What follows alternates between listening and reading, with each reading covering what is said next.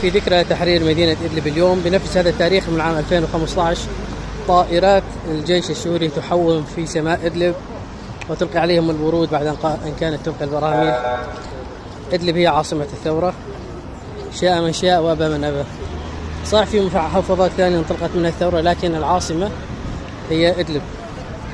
تحية لها لإدلب، تحية لإدلب، تحية لكل أحرار سوريا، الأحرار فقط، الفلول والأذناب وبعض الأقليات الطفيلية التي تطالب في الانبطاح للصهاينة، فلا حياهم الله ولا هلا بهم، عساهم إن شاء الله بشر في هذه الأيام الفضيلة.